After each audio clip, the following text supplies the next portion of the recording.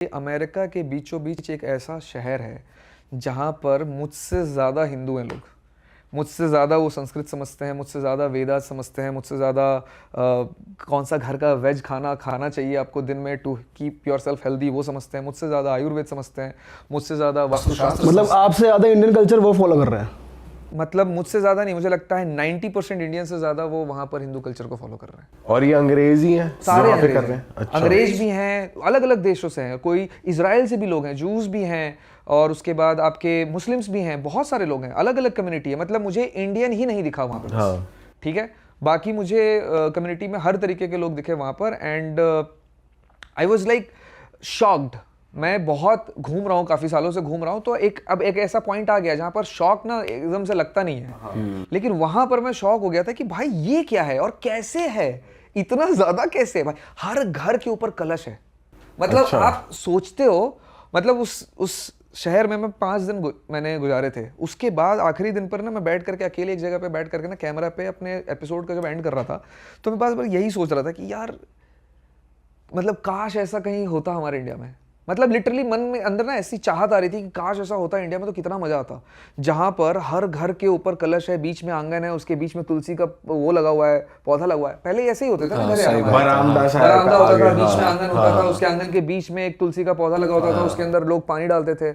ये कहाँ होता है अब भाई? वैसे जब बाहर जाते हैं, इंडिया के बाहर जाते हैं घूमने, अगर हम भी जाते हैं, कुछ भी इंडिया कुछ दिख जाए ना, हम लोग बहुत अट्रैक्ट हो जाते हैं। और आपको तो इतना कुछ दिख गया, तो फिर तो इंडिया से ज्यादा इंडिया दिख गया मुझे। तो जो मुझे मिसिंग है, अगर मैं दिल्ली गुड़गांव में 10 साल रहा हूँ, मुझे तो कहीं ऐसा कोई घर दिखाई नहीं। कलश तो किसी घर के बाहर दिख जाए तो आदमी सोच लेगा ये तो भाई टोना टोटका कर रहे हैं, कुछ उसे ही नहीं मानेगा। एग्जैक्टली। और वो वहां पर हर घर के ऊपर है यार, हर घर के ऊपर, और सबकी बाउंड्री बनी हुई है। सारे के सारे घर वास्तुशास्त्र के हिसाब से बने हुए, बिना वास्तुशास्त्र के घर बन ही नहीं सकते, अलाउड ही नहीं है। तो हर घर में ऐसा है कि बरामदा है सामने और वो पुराने स्टाइल से बने बिल्कुल, कि चारों तरफ एक बाउंड्री है, पानी होना चाहिए अगल बगल, घर के अगल बगल में एज पर वास्तुशास्त्र, जैसे कोई पोखर तालाब छोटी सी कोई चीज वो है।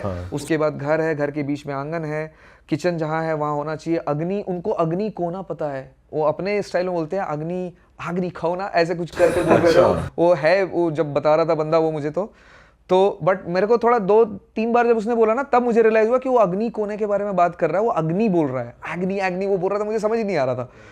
फिर मैं बोला यार इसको ये शब्द भी पता है।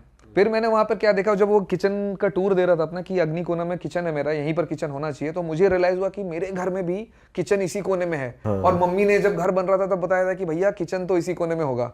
वही सेम चीज रिपीट हो रही है, तो I could relate to it so strongly. And then what I realised कि भाई जो किचन है उसके अंदर प्यूरिफाइड बटर जैसा कुछ मुझे दिखा। मैंने बोला भाई ये क्या घी बना रहे हो आप? बोला yes we eat ghee, we love it. Like अरे भाई घी बना के खा रहे घर में, और लगाते किस पे हो? बोला I make chapatis every day. भैया वो रोटी बेलता है, बंदा 73 साल का बंदा है वो रोटी बेलता है, और रोटी घी दाल, और दाल को दाल बोल रहा था वो। We eat dal, we eat roti, no we eat चपाती।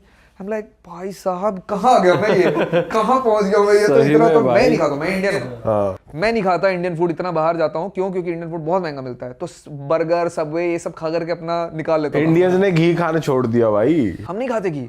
और वो शुरुआत करता है सुबह की घी से। हर सुबह वो सबसे पहला जो उसके अंदर मुंह में जाता है निवाला, वो घी होता है, 1 चम्मच घी। और ये मैंने वहाँ बहुत सारे लोगों को पूछा, इसका कुछ साइंटिफिक रीजन भी है, क्योंकि मैंने उसके बाद थोड़ा मैं भूल गया इस पर रिसर्च करना। हमारे यहाँ भी कुछ ये एक्ट्रेस लोग करते हैं ऐसा, कि वो सुबह उठ करके सबसे पहले खाली पेट में घी खाते हैं। और पुराने जमाने में शायद हमारे यहाँ ऐसा कल्चर में था, राइट। वो अभी भी फॉलो कर रहे हैं। हर इंसान वहाँ पे सुबह उठ करके घी खा रहा है भाई, हम नहीं खा रहे भाई साहब। और भाई वो लैंग्वेज कौन सी बोल रहे हैं? सो वहाँ पर संस्कृत को प्रैक्टिस करते हैं वो स्कूल में। अच्छा। मेडिटेशन प्रैक्टिस करते हैं। नॉर्मल लैंग्वेज तो इंग्लिश में बात करते हैं, जैसे मुझसे सारी कॉन्वर्सेशन इंग्लिश में थी, everybody comes from an English background, but they practice Sanskrit a lot. I think मैंने 10th तक संस्कृत पढ़ी है, लेकिन वो मुझसे बहुत ज़्यादा संस्कृत जानते हैं।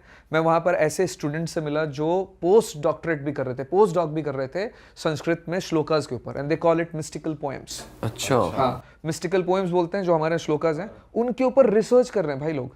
और स्टैटिस्टिकली डेटा है उनके पास, प्रूवन डेटा है, that if you follow Vastu Shastra, if you follow Ayurveda, how it works in favor of your health and also wealth. इसका स्टैटिस्टिक्स है उनके पास पिछले 15-17 साल का। मतलब मुझे शर्मिंदगी हो गई कि मम्मी जब कहती थी कि यार ये ना इधर सर रख के मत करके सो। सोया करो और ये मत करो, तो मैं बोलता था मम्मी यार कैसी बातें करते हो यार, ठीक है।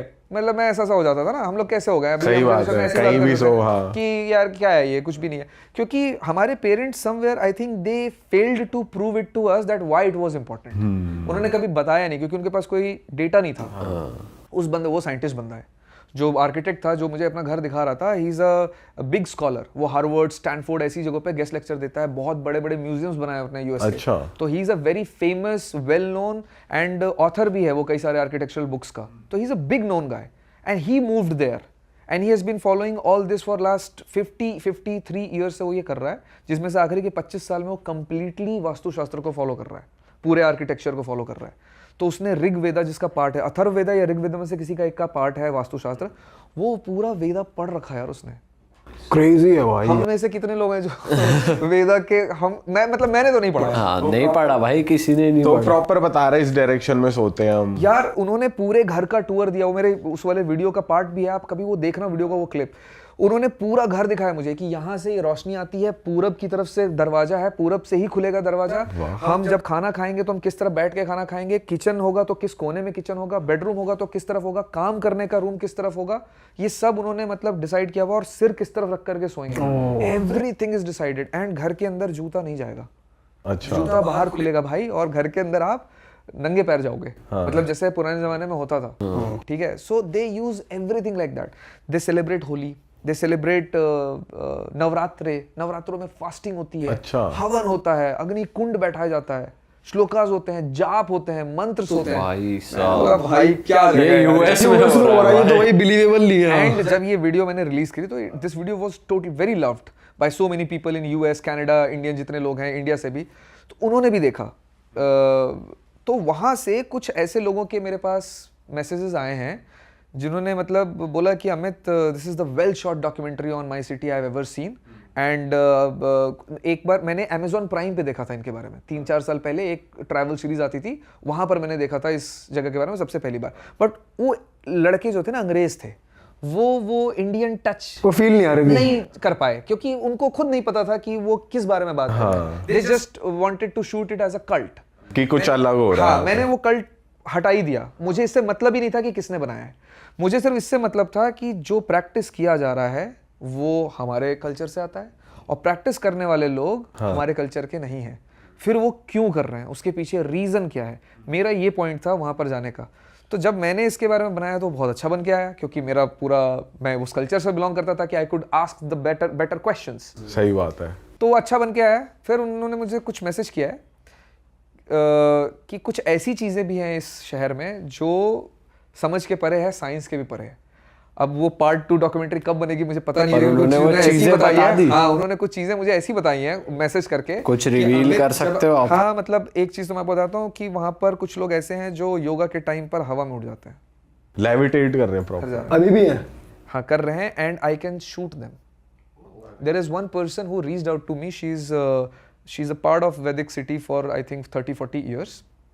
She's someone very important there, and I will be doing this through I think Navratre this year, October-November के टाइम पे जब नवरात्रे हैं उस वक्त पे this is I have planned this कि 10 दिन के लिए पूरे नवरात्रे मैं वहाँ पे रहूँगा, and I'm going to shoot part 2 of Vedic City. तो भाई वहाँ पे कोई करेंसी कोई और यूज होती है, ऐसा कुछ है क्या? अरे बड़ा इंपॉर्टेंट था ये, मतलब इस जगह के बारे में जब मैं रिसर्च कर रहा था तो मेरा जो सबसे इंपॉर्टेंट पॉइंट था ना, कि मैं यहाँ जाना चाहता था, वो था कि यहाँ पर एक करेंसी इन्होंने बनाई थी जो आज भी यूज होती है उस शहर के अंदर में।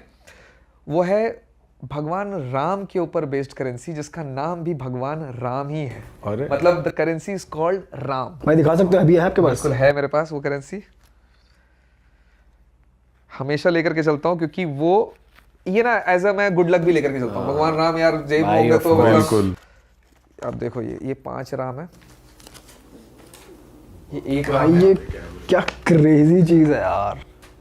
मतलब भाई ये देख के तो अलग ही लग रहा है यार कि भाई क्या ही चीज है। ये थी वो पॉइंट जिसकी वजह से मैं इस शहर में जाना चाहता था, और मुझे ऐसा लगा था कि यार जय श्री राम।